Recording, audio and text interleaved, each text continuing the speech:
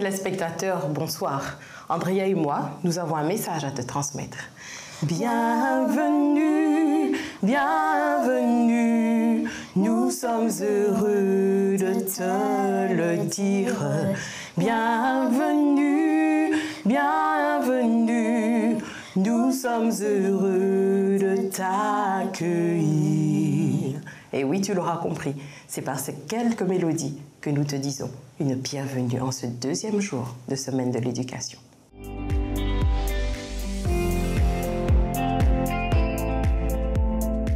Je vous invite à vous joindre à moi, nous allons prier ensemble. Éternel notre Dieu, notre tendre Père céleste, nous te rendons grâce pour cette journée écoulée et nous te remercions aussi, Seigneur, pour les opportunités que tu nous donnes à l'occasion de la Semaine de l'Éducation. Tu as commencé déjà à nous enseigner, à nous instruire et nous te sommes reconnaissants. Tu as commencé, Seigneur, à travailler dans nos cœurs et nous voulons poursuivre ce soir. Alors nous te prions de nous rendre attentifs et que ta parole touche les cœurs des élèves, des parents, de l'ensemble des communautés scolaires de notre champ de l'Union et tous ceux qui se joignent à nous à cette occasion. Merci pour ta présence, pour ton Esprit Saint. Au nom de Jésus, nous t'avons prié. Amen.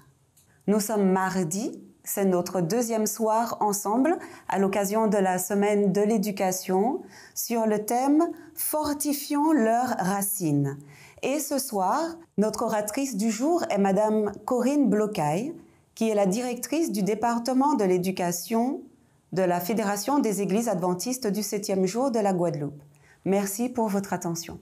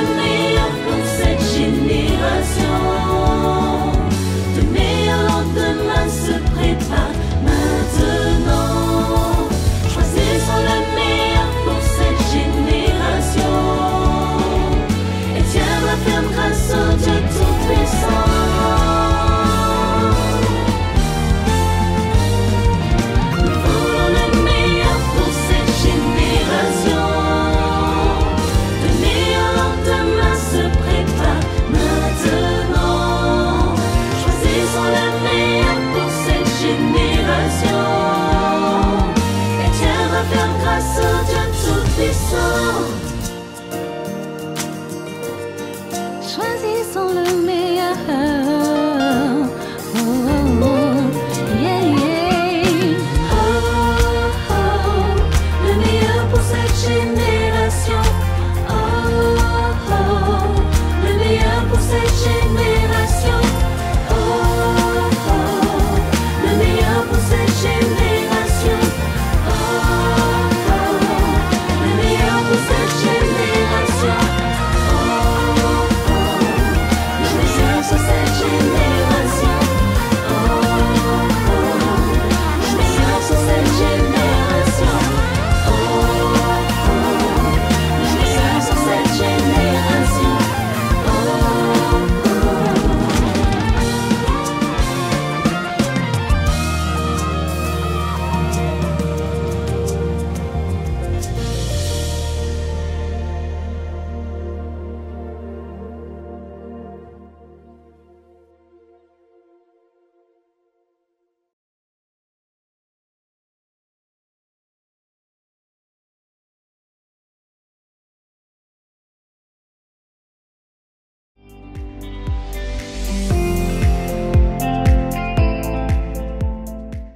Bonsoir à la Guadeloupe, à la Martinique et à la Guyane. J'ai le privilège ce soir de vous présenter le deuxième message de notre semaine de l'éducation.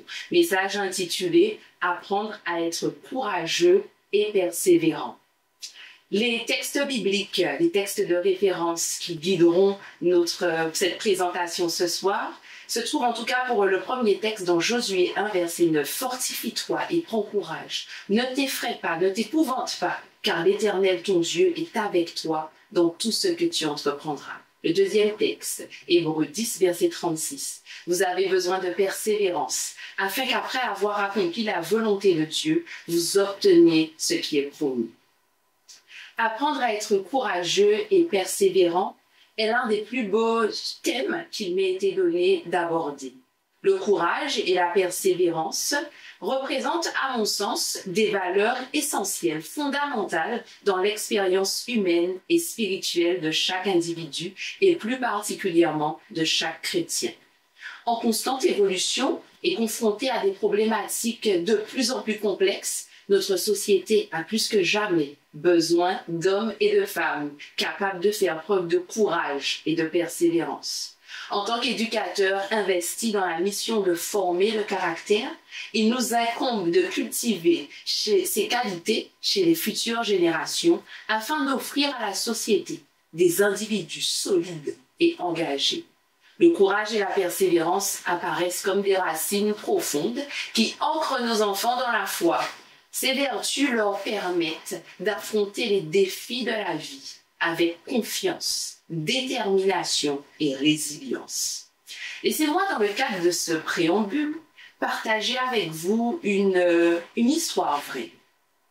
Elle concerne Bethany Hamilton. Vous avez probablement déjà entendu parler de cette jeune femme. C'est une surfeuse talentueuse qui rêvait de devenir championne. Un jour, alors qu'elle s'entraînait dans l'océan, elle a été attaquée par un requin et a perdu un bras.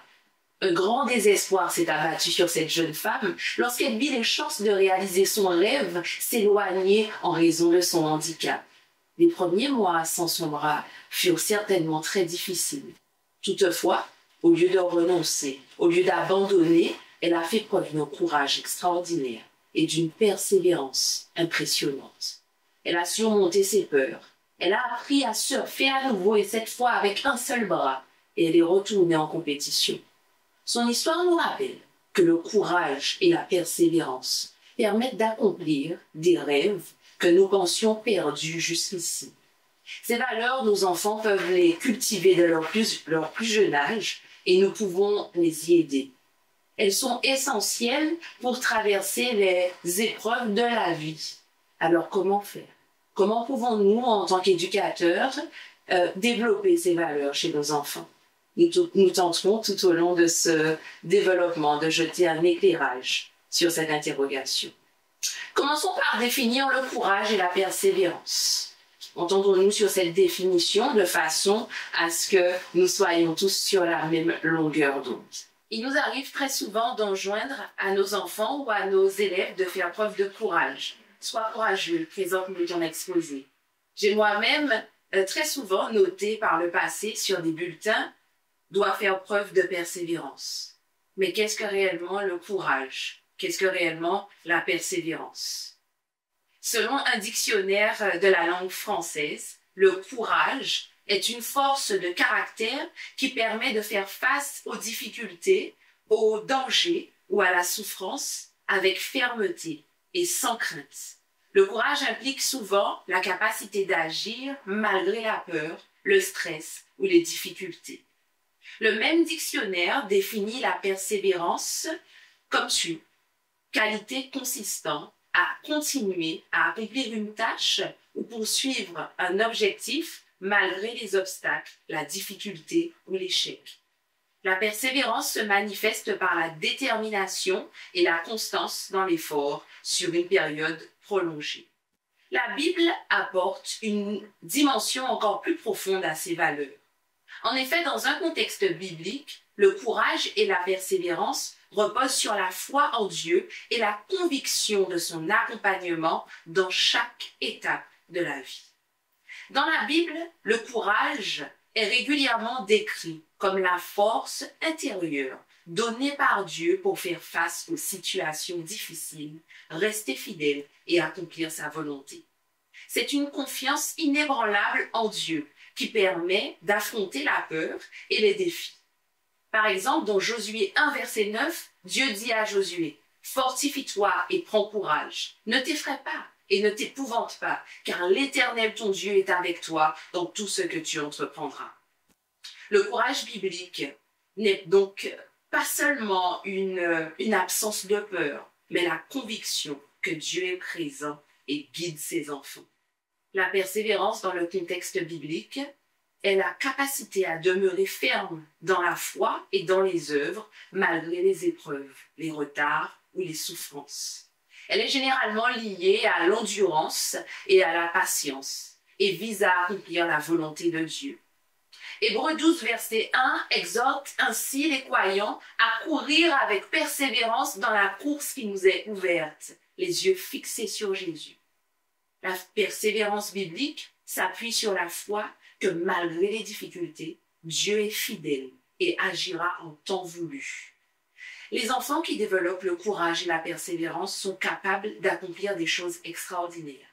Non parce qu'ils sont exceptionnels en eux-mêmes, mais parce qu'ils ont appris à s'appuyer sur une force bien plus grande que la leur, la force de Dieu.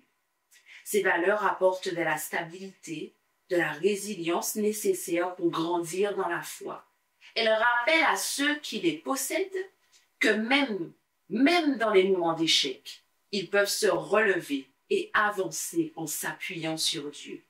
Dans Hébreux 10, verset 36, il est dit « Vous avez besoin de persévérance, afin qu'après avoir accompli la volonté de Dieu, vous obteniez ce qui vous est promis. » C'est ce que Dieu attend de nous et de nos enfants. Une foi qui persiste et un courage qui ne faiblit pas.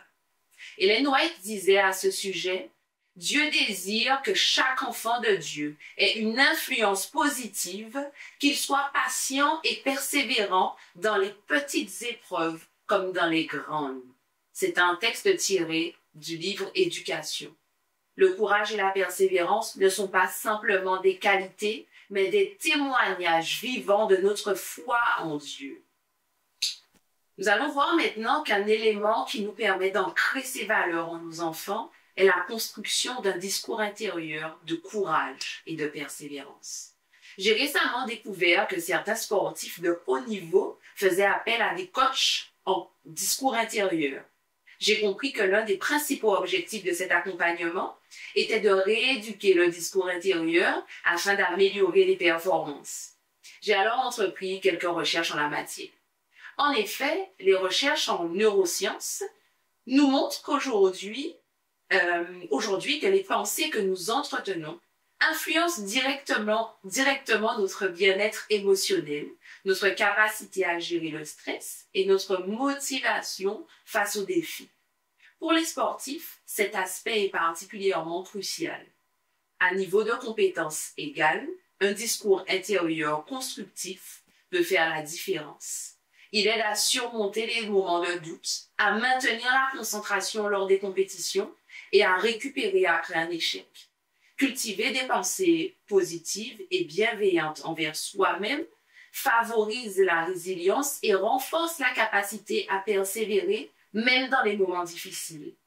Ce dialogue intérieur ne se limite pas simplement à des affirmations positives optimistes, mais représente une pratique de soutien intérieur qui aide à évoluer et à faire face aux obstacles avec une confiance renouvelée.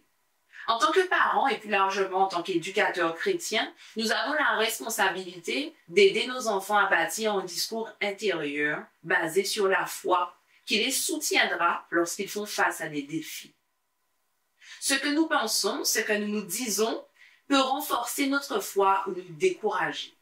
Un discours intérieur positif, nourri par la parole de Dieu, aide l'enfant donc à affronter les difficultés avec assurance. Lorsque nos enfants apprennent à se dire « Je peux tout par Dieu qui me fortifie », comme le dit Philippiens 4, verset 13, ils développent une capacité à surmonter les épreuves. Je pense, et j'ose espérer à juste titre, que Job puisait sa force dans un discours intérieur nourri par la parole de Dieu. C'est cette profondeur spirituelle qui lui a permis de tenir ferme dans l'adversité et de déclarer, alors qu'il était en souffrance, avec assurance, « Je sais que mon Rédempteur est vivant ». Job 19, verset 25. En effet, lorsque notre discours intérieur est solidement enraciné dans la parole de Dieu, nous trouvons non seulement la force de surmonter les défis, mais nous devenons aussi des témoignages vivants et inspirants pour ceux qui nous entourent. Comment les éducateurs peuvent-ils alors favoriser ce discours chez les enfants? Par des encouragements constants. Les mots des parents, les mots des enseignants, surtout durant les premières années de la vie, ont un pouvoir immense. Encourageons nos enfants à croire en eux-mêmes et à se rappeler qu'ils sont précieux aux yeux de Dieu, qui les accompagne dans toutes leurs entreprises et leur donne la force nécessaire pour surmonter les difficultés. Ensuite, par la modélisation. Nous savons aujourd'hui que nos enfants apprennent surtout par mimétisme. Ils apprennent de ce que nous disons, mais c'est surtout ce que nous faisons qui façonne le caractère, voire la personnalité de l'enfant. Si nous faisons preuve de courage et de persévérance au quotidien, ils comprendront mieux ce que cela signifie. Montrons-leur par notre comportement que nous faisons confiance à Dieu, même dans les difficultés, même dans les épreuves. Par la prière et la méditation. La prière est un moyen où ils peuvent exprimer leurs craintes et demander à Dieu de les renforcer. Apprenons-leur à méditer sur des versets de courage et de persévérance, comme dans 1 Samuel 17, où David a affronté Goliath avec foi. L'histoire d'ailleurs de David et de Goliath montre et illustre comment un discours intérieur nourri par la foi peut conduire au courage et à la victoire. David savait qu'il était jeune et inexpérimenté, mais il croyait en la puissance de Dieu. Et cette conviction intérieure l'a poussé à faire face aux géants. En appliquant ces conseils, nous pourrons voir émerger de nos écoles, de nos foyers, de nos églises, une génération de leaders forts, courageux, persévérants, n'ayant pas peur de proclamer le nom de Jésus, même dans l'adversité. Il est un dernier point sur lequel je souhaiterais aujourd'hui attirer votre attention.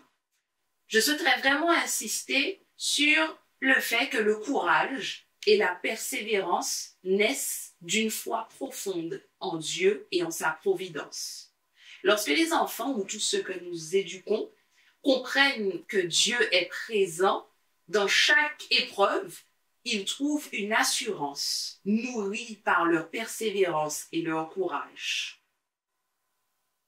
Retenons que la foi en Dieu est le fondement du courage et de la persévérance.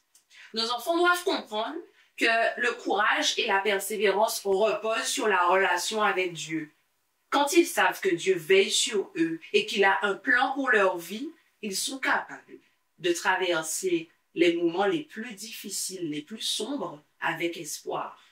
Dans Romains 8, verset 28, il nous est dit « Nous savons du reste que toute chose concourt au bien de ceux qui aiment Dieu, de ceux qui sont appelés selon son dessein. » Apprendre à nos enfants, à nos élèves, à croire que tout a un but, même les épreuves, les aident à faire face aux difficultés. Retenons aussi qu'il nous faut encourager la relation personnelle de l'enfant avec Dieu. Comment? Par des prières régulières. Prions avec nos enfants et montrons-leur que la prière est un refuge dans les moments de doute. Par la lecture de la Bible. Lire ensemble, je le disais tout à l'heure, des histoires bibliques de héros de la foi comme Moïse, Joseph, qui ont persévéré dans des situations difficiles. Ça pourrait les inspirer. La gratitude, la pratique de la gratitude. Ceux qui me connaissent savent que la gratitude fait partie de mon style de vie. La gratitude, même dans les épreuves, aider nos enfants à garder une attitude positive et courageuse face aux difficultés. Ellen White dit, la foi est l'assurance que Dieu a un plan pour chacun de nous, même si nous ne pouvons pas toujours le comprendre dans l'instant. Cultivons cette certitude chez ceux que nous éduquons. En conclusion, Dieu nous appelle, nous parents et éducateurs, à cultiver chez nos enfants des valeurs de courage et de persévérance. Ces qualités sont essentielles dans la vie chrétienne et les aideront à affronter les défis avec confiance et une foi solide. Par notre encouragement, notre exemple de foi, et en les aidant à bâtir une relation avec Dieu, nous leur donnons des outils pour qu'ils vivent dans sa volonté et développent une vie courageuse et persévérante. Que le Seigneur nous donne la sagesse et la patience pour être ces modèles de courage et de persévérance pour nos enfants. Car comme le dit Josué 1 verset 9, « Fortifie-toi et prends courage, car l'Éternel ton Dieu est avec toi partout. »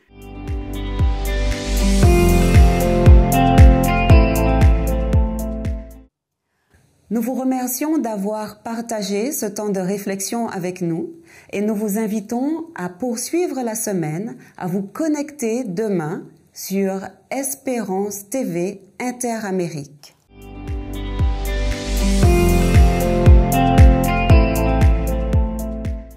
C'est avec joie que ce soir, pour ce deuxième temps fort de l'éducation, nous avons pu entendre de nouveau Corinne Blocaille, notre oratrice du jour. Je vous invite à prier avec moi pour terminer ce moment. Seigneur Père, nous te remercions pour tout ce que tu nous as permis d'entendre. Nous savons, Seigneur, que tu es l'éducateur suprême. Nous savons également que c'est toi qui distilles l'intelligence, la sagesse, sur tout enfant, tout jeune, tout adulte, tout éducateur, tout membre d'une communauté. Et nous savons, Seigneur, que grâce à toi,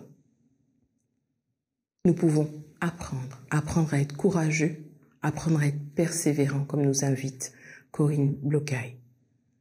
Seigneur, nous voici devant toi.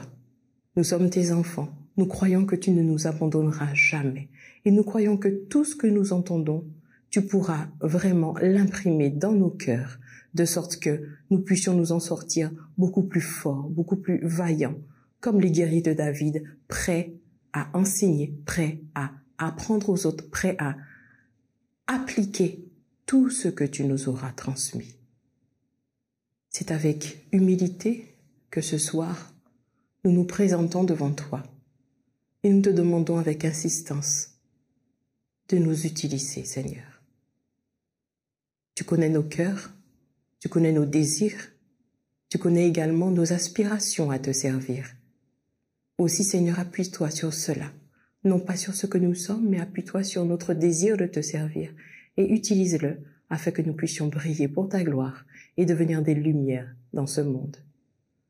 Nous te remercions d'entendre notre prière. Nous te remercions d'y répondre avec force et puissance. Au nom de Jésus-Christ. Amen.